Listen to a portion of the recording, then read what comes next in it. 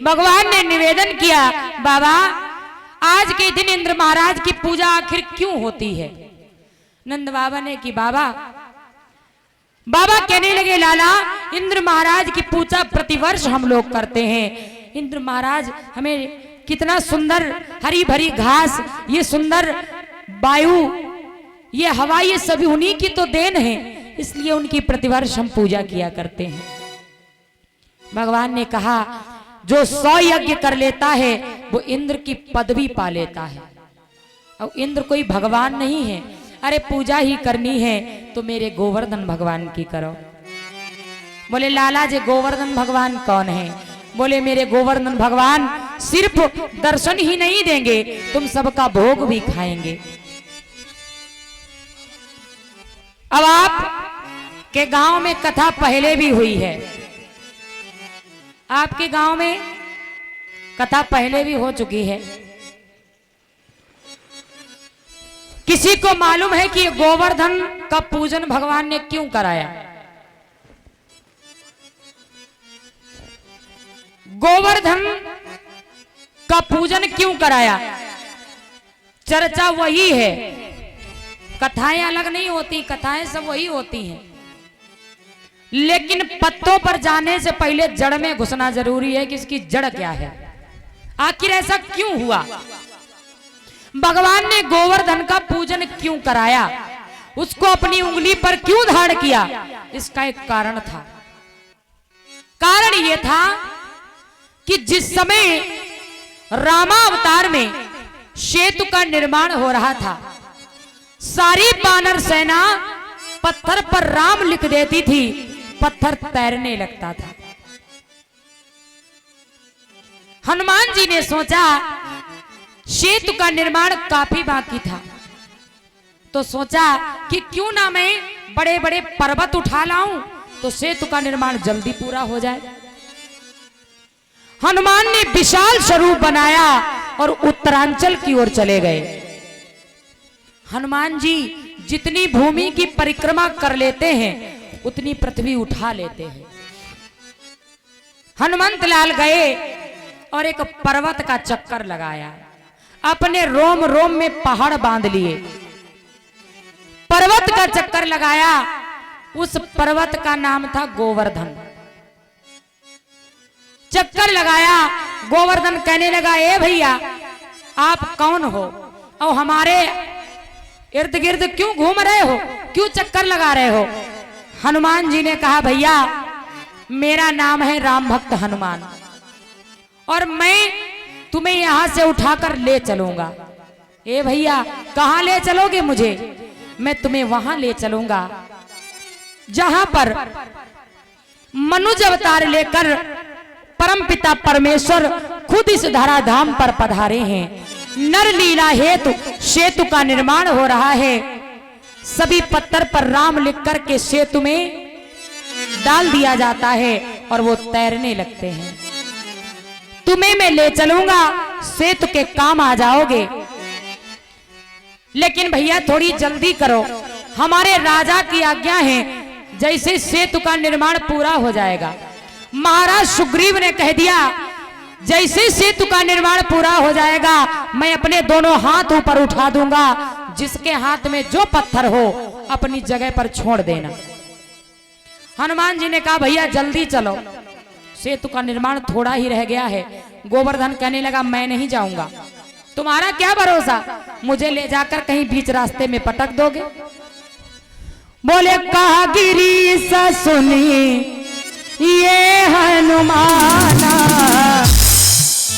कहा गिरीश सुनी ये हनुमाना, और जन्म भूमि तजी हो नहीं आना, जन्म भूमि तजी हो नहीं आना।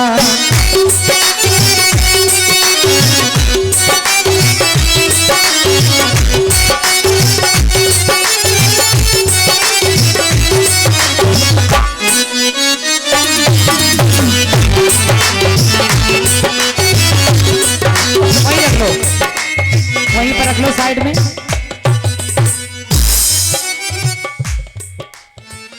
यहीं पे ठीक है, वहीं पे रहने दो, वहीं पे हो जाएगी, फिर यहाँ भीड़ इकट्ठी हो जाती है। कहा हनुमंत लई चलो तावा और देह धरे प्रभु राजत जहावा। कहा गिरीश सुनिए हनुमाना, बोले जन्म भूमि तजी हो नहीं आना। मैं अपनी जन्म भूमि नहीं छोड़ना चाहता। हनुमान ने समझाया और कहा भैया तुम मेरे साथ चलो, अरे प्रभु का दर्शन होते ही तुम्हारा कल्याण हो जाएगा। कहीं प्रभु का पैर तुम्हारे ऊपर पड़ गया तो तुम तर जाओगे। आज हनुमान ने उस पर्वत को हाथों में उठा लिया, हाथों में उठाकर हनुमान चल दिए। गोवर्धन कहने लगा भैया आप प्रभु के सेवक हो, मैं तुम्हारा सेवक हूं, मुझे बीच रास्ते में ना छोड़ना। जब गोवर्धन को लेकर के चले हनुमान, इधर सेतु का निर्माण पूरा हो चुका है। सुग्रीव ने अपने दोनों भुजाओं को ऊपर उठा दिया, हनुमान ने गोवर्धन को नीचे उतार दिया। गोवर्धन रोने लगा, भैया आपने मुझे नीचे क्यों उतार दिया? हनुमान ने कहा हम तुम्हें आगे नहीं ले जा सकते, हमारे राजा की आज्ञा थी, हमें लगता है सेतु का निर्माण पूरा हो गया। गोवर्धन कहने लगा ये आपने क्या किया, मेरी जन्मभूमि भी छुड़वा दी, बीच रास्ते में लाकर मुझे पटक दिया। हे हनुमान जी ऐसा ना करिए कि तुम प्रभु के सेवक और मैं सेवक तुम्हारा, मैं पत्थर बेसहारा, मैं पत्थर बेसहारा।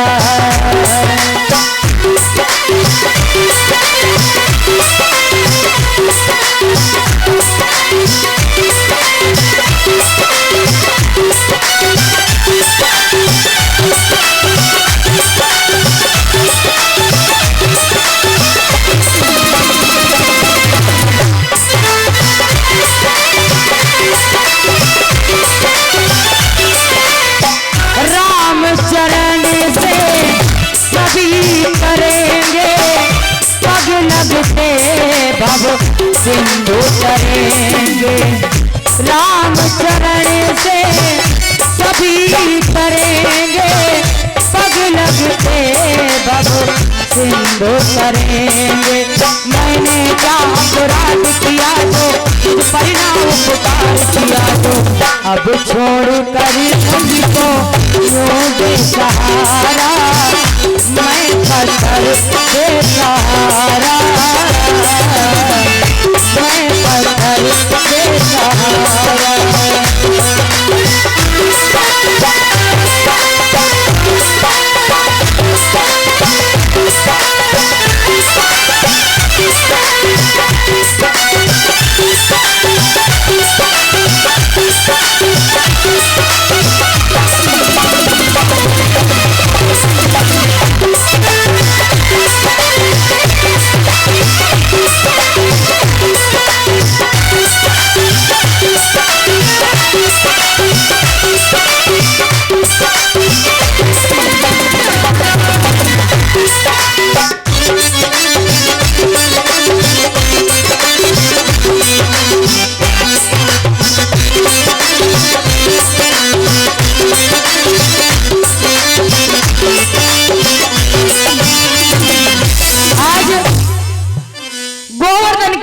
प्रभु मुझे बेसहारा मत छोड़कर जाइए। हनुमान जी ने कहा तुम चिंता ना करो, मैं प्रभु राम से पूछ कर आता हूं। हनुमान जी ने सारी बात प्रभु राम को बताई। प्रभु मैं सेतु के निर्माण हेतु एक पर्वत को लेकर आ रहा था जिसका नाम था गोवर्धन। सेतु का निर्माण पूरा हो गया, इस कारण मुझे उसे बीच रास्ते में छोड़ना पड़ा। अब वो बहुत रो रहा है और वो कह रहा है कि वो आपका दर्शन करना चाहता है। भगवान ने कहा गोवर्धन से कहना वो मेरी प्रतीक्षा करे, अभी तो नहीं, लेकिन द्वापर में सिर्फ मैं उसे दर्शन ही नहीं दूंगा। बोले 7 दिवस और तो ही कर पर धारो, 7 दिनों तक अपनी उंगली पर धारण करूंगा। बोले 7 दिवस और तो ही कर पर धारो, और ब्रजवासी न को कृष्ण निवार।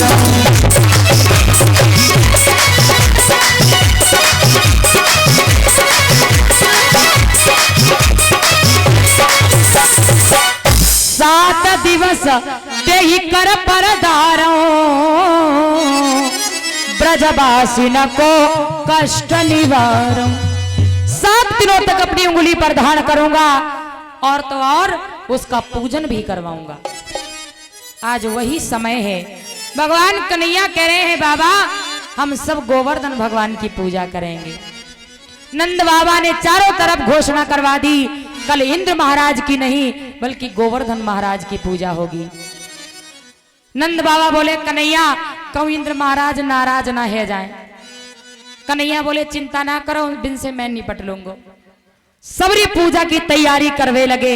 80-80 गज के लहंगा पहन के, गाड़ियन में सामान धर के अच्छे अच्छे पकवान बनाती जा रही हैं और गाती जा रही हैं कि मैं तो गोवर्धन पे जाऊं मेरे वीर, नहीं माने मेरो मनुआ। मैं तो गोवर्धन पे जाऊं मेरे वीर, नहीं माने मेरो मनुआ। मैं तो गोवर्धन पे जाऊं मेरे वीर, नहीं माने मेरो मनुआ। अरे नहीं माने मेरो मनुआ, अरे नहीं माने मेरो मनुआ, नहीं माने मेरो, अरे नहीं माने मेरो मनुआ। मैं तो गोवर्धन पे जाऊं मेरे वीर, नहीं माने मेरो मनुआ। मैं तो गोवर्धन पे जाऊं मेरे वीर, नहीं माने मेरो मनुआ।